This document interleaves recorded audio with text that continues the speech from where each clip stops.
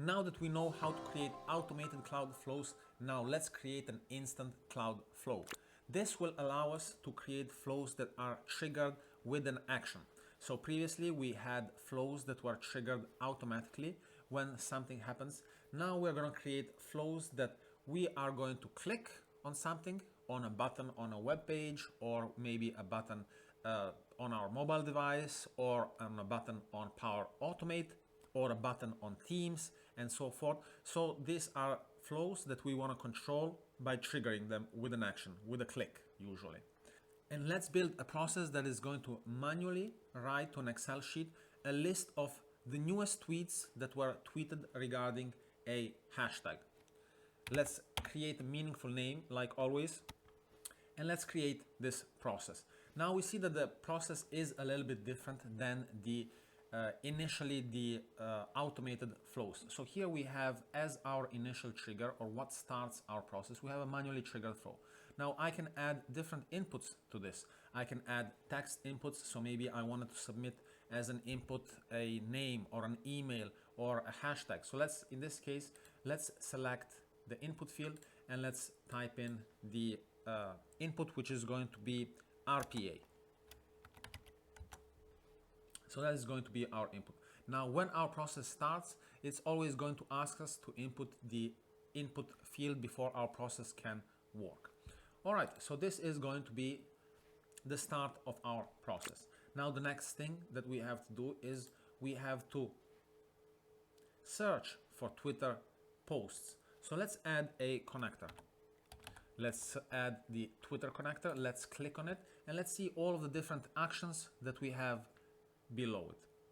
We need to search for tweets and let's sign in to the Twitter application. So to sign in this case, I'm not connected to this connector. I will connect to it right now. Once we have signed in, and it's very easy to sign in, now I can click on the three dots right here on the side and I can see that I am connected to a Twitter account. So when I click right here, I will automatically get a list of possible inputs that I can use. So right here I am using an input field. I have named it also input. So let's go right here and let's search for something that is called input. So here we go, right here it's input. That means that we're going to take this text and we're going to put it right here and we're going to search for these tweets. So far so good. It's always good practice to test our processes after we complete a couple of steps. So let's test our process and see what we get as results. Let's test this manually and let's click on test. So we are connected to Twitter and we can start with the process. All right, before testing the process, it is asking us to insert some input. So we can insert RPA or we can insert whatever we would like. So let's insert automation. And let's run this flow. So our process should search for tweets that are automation and it should return us the tweets. Let's see what we get as a result. So the flow has ran successfully and we can see the results right here. So this is the input that was sent via text. It was sent right here, and right here we have the search text, which was automation, and here are a couple of tweets that it returned. Now you can notice that there is a format, a strange format to the results, because different data associated with the results. We're not just receiving the text, but we're also receiving an ID. We're also receiving lots of information that are all grouped in something that is called a JSON string. So with this JSON string, we would like to write these results inside of an Excel sheet, but without modifying any code. We would like to do it just by dragging and dropping or without knowing much code. So let's do that. Let's go back to our process. Let's edit it.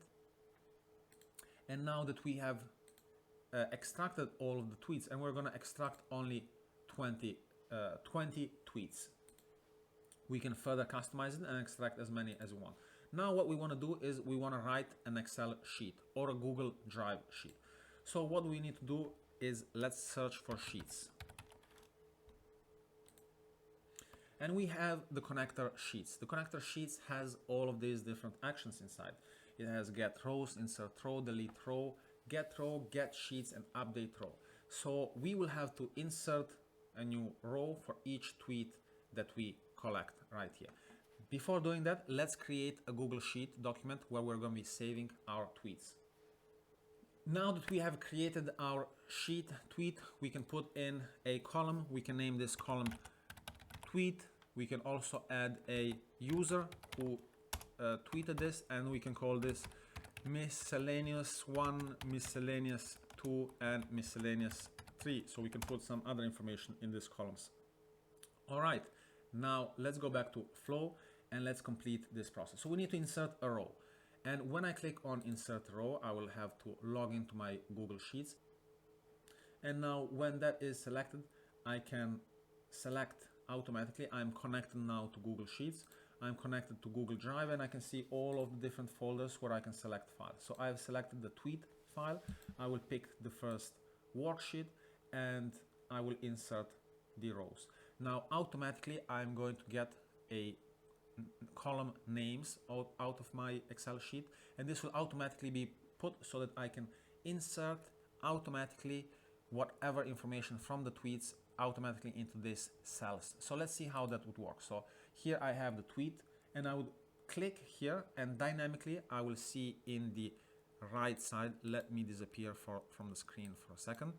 So right here in the right side, we'll see automatically the text that is generated. So tweet text. Let's add the tweet text. And when we add the tweet text, since we are extracting 20 tweets, this is automatically put for us inside of a loop or an apply to each. This means that for each tweet that is here, we are going to insert a new row. Now that is amazing. That is great because Power Automate has just for us generated a whole lot of code and a whole lot of activities that if we were a developer and using normal developing language, it would take us much more time. So let's go back to inserting the row. So here we have the tweet text, the user, and now again automatically we can see that there is different fields that have been enabled. So I can add the name of the user, the location, username. So let's add the username, and let's add some miscellaneous fields such as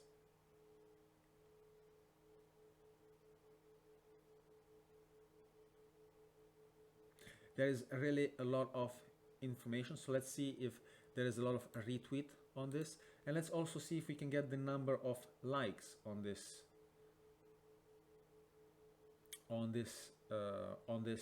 tweet.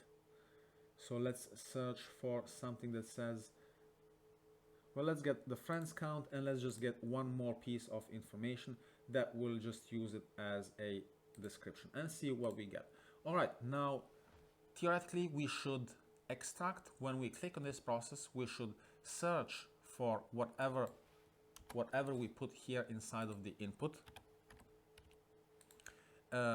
Search whatever we put inside, search for 20 tweets. Let's make it more. Let's make it 30 tweets. Search for 30 tweets, and then copy and write those tweets inside of this Excel sheet or this Google Sheet document. Let's test our flow and see if it's going to work. So let's test this manually, save and test.